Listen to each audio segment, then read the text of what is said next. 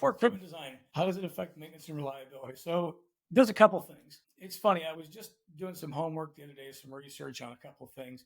I came across this video, and I know this is more of a user kind of and end user type of thing, but it showed automotive engineering at its finest. And what they showed was a guy trying to take off, he was changing his own oil. He's trying to take out the plug. And when he took out the plug, the way the oil squirted out, it squirted out all over the bottom of the frame and trailed everywhere. And you couldn't control where the oil was coming from. And you couldn't get a pan up high enough to catch it before it dripped out all over everything and spread across the whole garage floor. There was a couple other ones where he was taking the filter off, the oil filter down. And it was in such a position that you couldn't get to it. Nothing could reach it, including a wrench. Nothing could get on it. And once you finally managed to destroy it to get it out of there, oil would just leak and drop everywhere. So somebody engineered that to get up in there to fit into a tight space. But they never thought about how somebody was going to maintain that vehicle every 3,000 miles or every 3 months or whenever you change your oil. So they made it impossible. It made it very hard to maintain. So maintainability was not part of the design.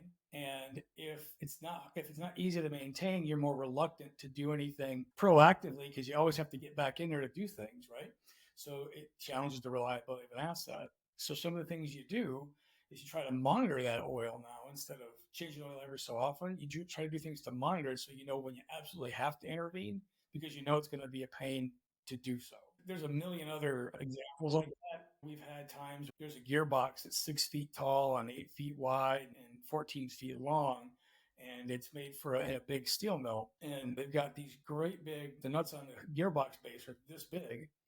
And you need there's not really an impact wrench that's going to break those loose. You need a sledgehammer and a slug wrench to be able to get those to at least come loose to start them, right? Once you get them to move an eighth of a turn, then there's impact wrenches that can take them off. But to break them loose, you need to be able to do that. There's only a 12-inch space between the I-beam and the base of this conveyor or the base of this gearbox. And there's no room to swing a 10-pound sledgehammer or an 8-pound sledgehammer to hit a wrench that's this long when the space between the gearbox and the wall is only this long. Additionally, just on the other side of that gearbox, same side of the wall, it was so close that there was a 36-inch wide control cabinet that you couldn't get the door open more than 8 inches because where they hung it hits the gearbox. All of that's engineering for not thinking about maintainability, the locations that it was in, a lot of moisture. All those electronics needed to be somewhere a little bit further away, so it challenges the reliability. So when you don't think about maintenance and you don't design maintainability in and you don't design maintenance out, it's hard to design with reliability in mind.